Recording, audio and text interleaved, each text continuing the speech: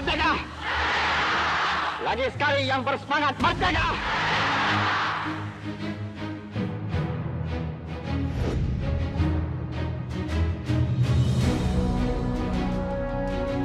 Years from now, this will be a metropolis. Never fear. The next 1,000 years, we will be here. Recognizable, identifiable.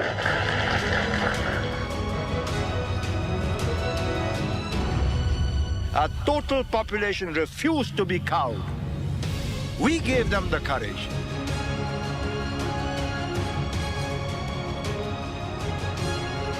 To the young and to the not so old, I say, look at that horizon. Follow that rainbow. Go ride it.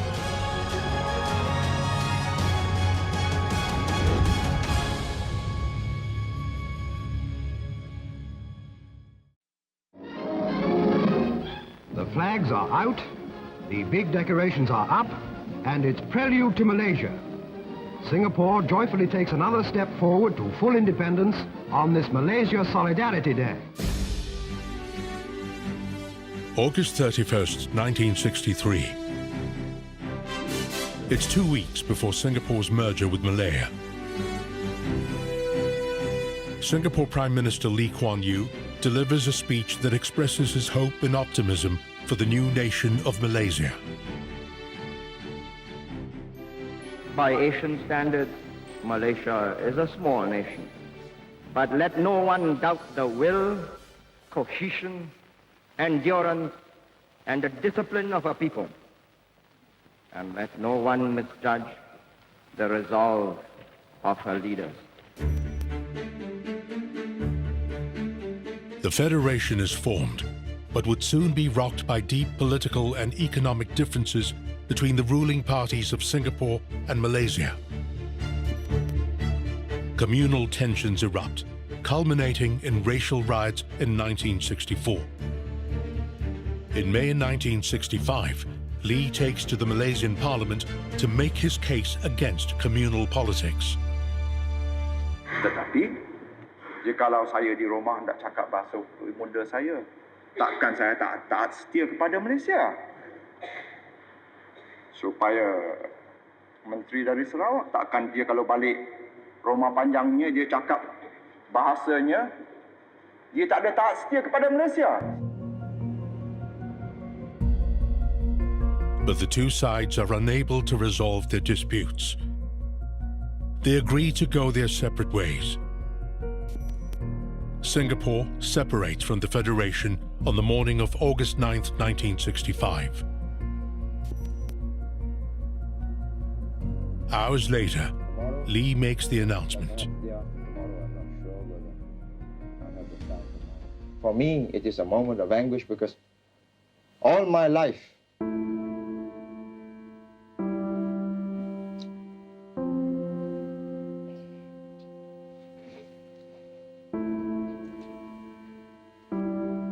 you see, the whole of my adult life,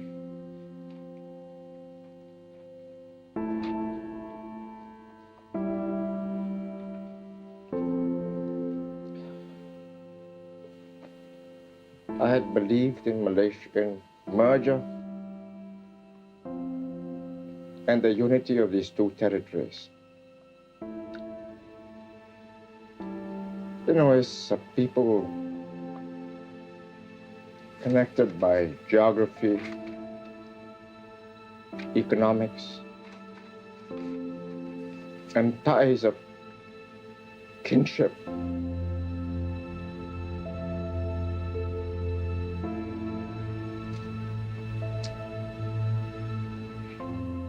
would you mind if we stop for a while?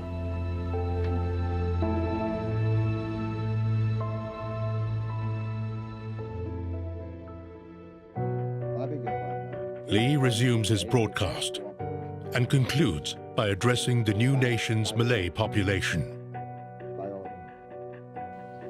And I asked the Malays, don't worry. This was the government that believed in multiracialism and brought Singapore away from chauvinism into multiracialism. Pity, it turned out that we could not achieve multiracialism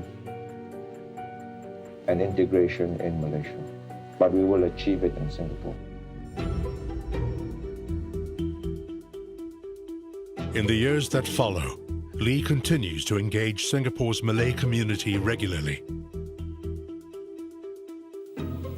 Ada barangkali lah tahun 63 ada orang penasihat kerajaan Indonesia atau pemerintah Indonesia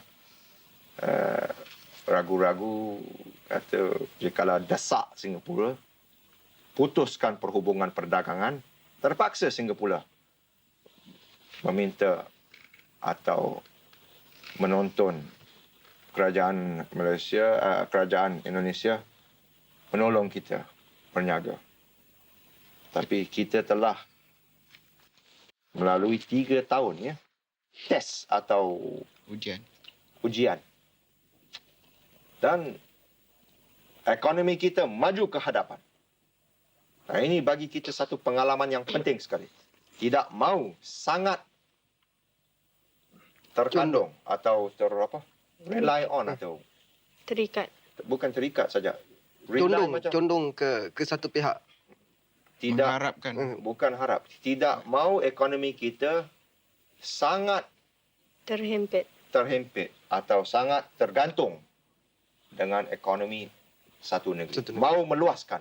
Amerika baik pun, Rusia baik pun, Poland, Bulgaria, Eropah, Britain, France, Australia, New Zealand, China komunis, Hong Kong, Taiwan, Korea. Nah, saya bagi satu misalan ya. Korea Selatan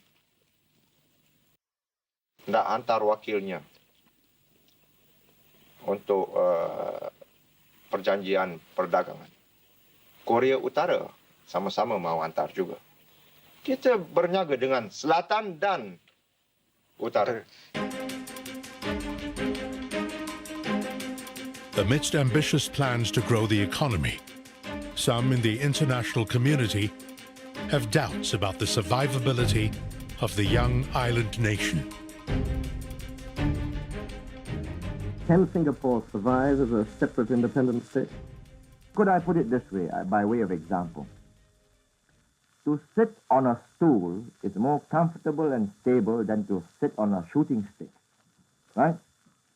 Well, now we are on a shooting stick, but I intend to sit on that shooting stick, and since that's all that I've got, 214 square miles, will jolly well make it a strong shooting stick. And mine, you've seen Singapore, the people here, is a shooting stick made of steel. Throughout the 1960s, Lee continues to express his confidence in the steely resolve of Singaporeans. I am calculating not in terms of the next election. I am calculating in terms of the next generation, in terms of the next 100 years, in terms of eternity. And believe you me, the next 1,000 years, we will be here. I won't be here, but people like me and like my friends here tonight will be here. Recognizable, identifiable.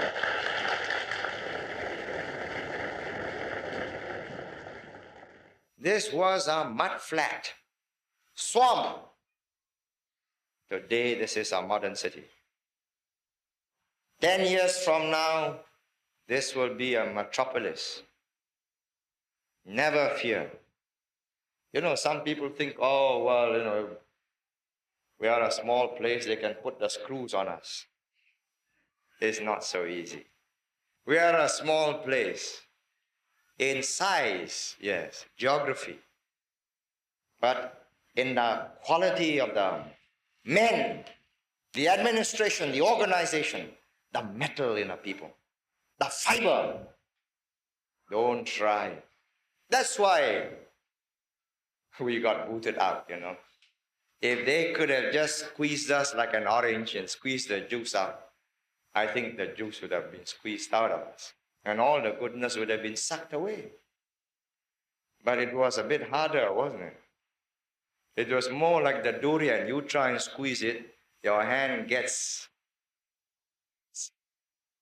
hurt. And so they say, right, throw out the durian. But inside the durian, you know, some very useful ingredients, high protein.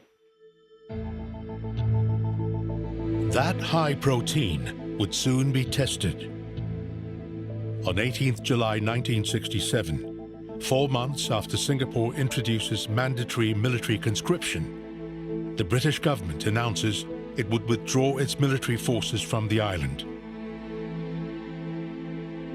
That same day, Lee addresses the first batch of cadets commissioned from the Singapore Armed Forces Training Institute. The more effective and self-reliant we become, the more desirable and reliable a partner we will make. And what we lack in numbers, we will make up for in quality, in the standards of discipline, training, motivation and dedication, and leadership. As a citizen military builds up, Lee visits London to negotiate an extension of the defense agreement. I don't think we want to fight. What we want to do is to reason, to argue, to see what is in Britain's best interest, and at the same time doing the least damage to Singapore. There is still the threat, though, that you might withdraw your deposits in the country. No. I think it's hardly worth going to London if I'm going to, go over BBC threatening British ministers. But we've got to face certain facts of life. I mean, if, in fact, there's going to be a rapid and accelerated rundown to a point where our security is jeopardized, then obviously some vast sums of money will have to be spent in an accelerated expansion of our own meager defense capabilities. As the country ramps up investments to build up a military, strategies to industrialize, conceived at the start of the 1960s, reap dividends. As Singapore enters into the 1970s, unemployment halves and the country charts with renewed vigor a bold path towards development and growth.